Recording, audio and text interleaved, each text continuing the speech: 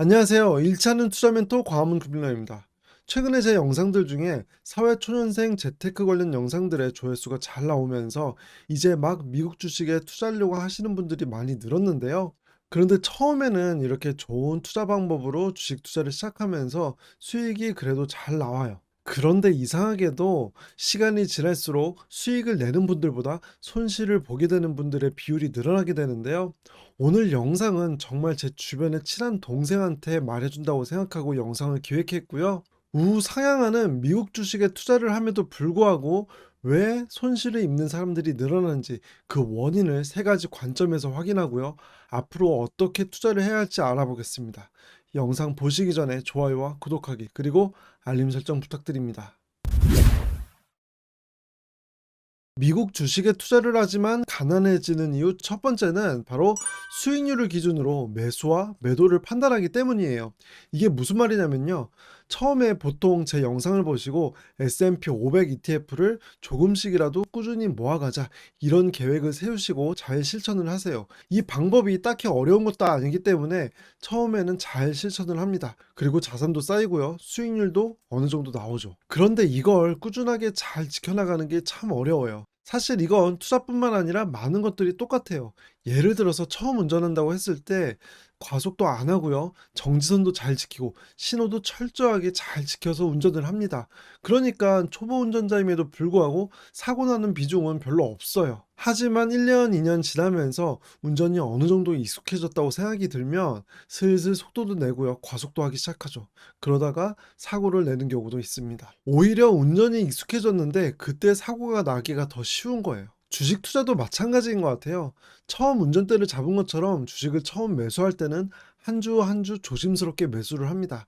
내가 가격을 제대로 넣었는지, 매수는 잘 되는지 이런 것들을 꼼꼼히 살피면서 조심스럽게 매수를 하죠. 그런데 이게 어느 정도 익숙해지면 자산도 쌓이고 수익률도 어느 정도 나고 있는데 이게 슬슬 지루해지기 시작합니다. 이런 상황에서 주변에 누군가가 에코프로로 돈 벌었다. 메디톡신으로 돈 벌었다. 이런 얘기를 하기 시작하면은 괜히 나는 내 계획에 맞게 제대로 된 투자를 하고 있는데 이상하게 손해를 보는 느낌이 들어요. 그런데 이게 내가 만약에 주식 투자를 하지 않은 상황이었다면 어차피 주식은 위험한 거니까 나랑 상관없는 일이야.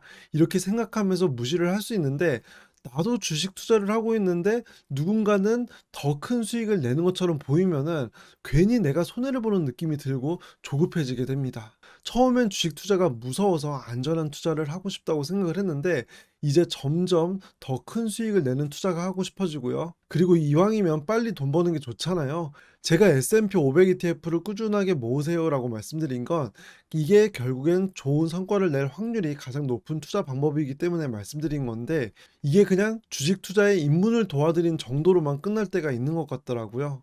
그래서 개인적으로는 좀 안타까웠고요. 다양한 투자를 하실 수 있지만 여기서 꼭 한 가지 기억해 주셨으면 하는 게 있는데요. 그건 바로 꼭 여러분들께서 투자를 하실 때 성과와 리스크를 함께 고려하셔야 된다는 거예요. 하이 리스크 하이 리턴, 로우 리스크 로우 리턴. 우리가 익히 아는 말이잖아요. 그런데 이걸 투자에 적용시키지 못할 때가 많습니다. 예를 들어서 이런 투자 의사결정을 내릴 때가 많아요. 딱 10%만 먹고 나오자. 아니면 30%만 먹고 바로 매도를 하자. 이런 식으로 어떤 주식을 매수를 할 때 단기간에 몇 퍼센트의 수익을 낼 수 있을지 그 성과만을 보고 판단하는 경우가 많은데요. 그런데 모든 투자에는 리스크가 따르기 마련이죠. 특히 우리가 새로운 주식을 매수하거나 갈아타고 싶은 종목은 보통은 하이 리스크, 로우 리턴인 경우가 많습니다. 그 이유는 아주 간단한데요. 주가가 많이 오른 종목들이 사람들이 많이 분석을 하고요. 그리고 뉴스에서도 많이 다뤄지기 때문이에요. 그리고 이런 종목들은 보통 그냥 주가가 오르는 게 아니라 어느 정도 호재가 있어서 오르는 경우가 많은데요. 여기서 또 하나 기억하셔야 될 것은 우리가 알고 있는 호재는 이미 주가에 반영되어 있을 가능성이 아주 높다는 거예요. 그런데 우리가 네이버 종목 게시판이나 이런 데를 가면 그 호재를 바탕으로 해서 앞으로 주가가 더 많이 오를 거라고 사람들이 다 대동단결해서 말하잖아요. 그러니까 그 주식을 매수할 때 마음이 더 편해지는 거예요. 반대로 주가가 횡보를 하거나 하락하는 종목들은 사람들이 욕을 하고 있는 경우가 많고요. 관심을 갖질 않습니다. 그러면 이런 종목들에서 내가 기회를 찾으려면은 내가 열심히 공부를 해서 이건 정말 기회다라고 하는 포인트를 발견할 수 있어야 되는데 대부분의 경우에서 이런 투자 아이디어를 발견하기가 아주 어렵죠. 그런데 너무 쉽게 생각해 봐도 이미 주가가 많이 오른 종목이 하락할 때 하락폭이 더 클 수밖에 없잖아요. 그래서 우리가 매수를 하고 싶은 시점에 기대할 수 있는 수익은 상대적으로 적고요. 하락폭은 더 클 가능성이 높기 때문에 하이 리스크 로우 리턴일 때가 많습니다. 그리고 같은 관점에서 우리가 투자를 하면서 여러 가지 콘텐츠들을 접하게 되잖아요. 그런데 이런 콘텐츠들에서 어떠한 종목이 어떠한 호재가 있기 때문에 더 많이 오를 것이다, 이렇게 얘기하거나 어떠한 종목이 상승하는 추세에 있기 때문에 목표가가 얼마이고 상승 여력이 몇 퍼센트이다, 이렇게만 이야기를 하는 콘텐츠는 한 귀로 듣고 한 귀로 흘리셔도 괜찮을 것 같습니다. 투자에 도움이 되지 않을 때가 많아요. 다시 한번 우리가 투자를 할 때는 성과뿐만 아니라 리스크도 함께 고려해야 한다는 점, 이걸 꼭 기억해 주셨으면 좋겠고요. 그리고 우리가 미국 주식에 투자를 함에도 손실을 보는 두 번째 이유는 투자 자금의 용도를 구분하지 않기 때문이에요. 저는 기본적으로 S&P 500 ETF를 꾸준하게 모아가시는 투자를 하시라고 자주 말씀드리고 있어요.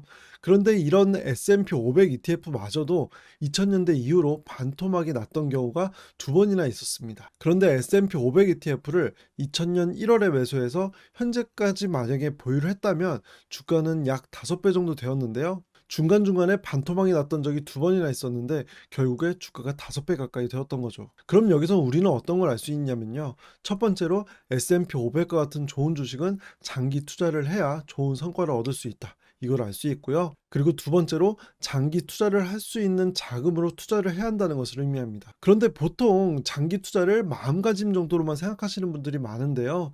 그런데 내가 아무리 장기 투자를 하려고 하는 마음가짐을 갖고 있다고 하더라도 장기 투자를 할 수 없는 현금으로 투자를 한다면 그건 장기 투자를 할 수가 없겠죠. 그렇기 때문에 내가 투자하려고 하는 그 투자 자금의 용도를 구분하는 것이 필요하고요. 그렇기 때문에 제가 운영하고 있는 마펜트 클럽에서도 5년 이내에 결혼 자금이라든지 내 집 마련 등으로 목돈을 지출할 계획이 있으신 분들과 그렇지 않은 분들의 투자 방향이 달라져야 한다고 말씀드리고 있고요. 이 두 그룹으로 나눠서 스터디로 따로 진행하는 것이 이런 이유 때문입니다. 아무리 S&P 500과 같은 좋은 주식을 꾸준히 매수한다고 하더라도 3년 후 또는 5년 후에 주가가 반토막이 날지 어떻게 될지는 아무도 모르기 때문이죠. 그렇기 때문에 여러분들께서 투자를 하시기 전에 꼭 내 투자 자금의 용도를 잘 구분하는 것이 필요하고요.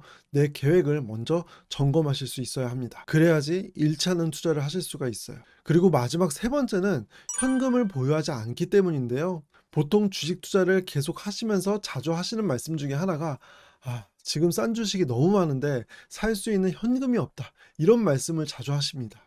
이렇게 개인 투자자들은 항상 돈이 없어요. 그런데 이게 개인 투자자들이 투자할 수 있는 금액이 적어서 돈이 없는 게 아니라 너무 과도하게 주식 투자의 비중을 높였기 때문에 돈이 없는 경우가 대부분이에요. 물론 여러 투자 자산 중에 주식 투자가 장기간 성과를 낼 수 있는 확률이 가장 높고요. 가장 좋은 성과를 낼 수 있는 투자처이기도 합니다. 그런데 무작정 주식 투자의 비중을 높인다고 해서 좋은 성과를 얻을 수 있는 건 아니고요. 오히려 주가가 하락할 때 보유하고 있던 현금으로 더 많이 매수를 하는 것이 결국엔 리스크는 낮추면서 수익은 더 크게 얻어갈 수 있는 방법이기도 합니다. 그런데 또 이렇게 말씀드리면 주가가 하락할 때 더 많이 매수해야 한다는 생각 때문에 주가가 조금만 하락해도 보유하고 있던 현금으로 계속해서 매수를 하시는 분들이 계세요. 그런데 우리가 작년에 이미 경험을 했습니다. 작년에 S&P 500이 고점 대비 한 23%까지 하락을 했었거든요. 그런데 주가가 2%, 3%, 5% 조금씩 하락할 때마다 야곱야곱 보유하고 있던 현금으로 매수를 하니까 한 주가가 10%밖에 하락하지 않았는데도 이미 현금이 없는 경우가 대부분이에요. 그러면 이제 20% 넘게 하락하는 거를 그냥 두 눈을 뜨고 지켜볼 수밖에 없는 거죠. 그렇기 때문에 주가가 크게 하락했다고 생각하는 기준을 조금 보수적으로 잡으시는 것이 좋고요. 현금을 보유하는 것이 그냥 돈을 놀게 하는 게 아니라 일종의 보험처럼 큰 위기가 닥쳤을 때 그때를 대비한다고 생각하시면 더 좋을 것 같아요. 그리고 이렇게 투자를 해야지 결국 더 좋은 수익을 낼 수 있고요. 마음이 편한 투자를 할 수가 있는 방법이 됩니다. 앞으로 투자를 하시면서 잃지 않는 투자를 하고 싶으시다면 오늘 제가 말씀드린 세 가지 관점을 꼭 기억해 주셨으면 좋겠고요.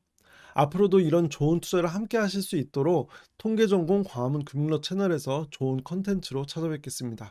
오늘 제가 준비한 영상은 여기까지고요. 저는 제 영상이 행운을 가져다 드릴 수 있길 바랍니다. 영상 끝까지 시청해 주셔서 감사합니다.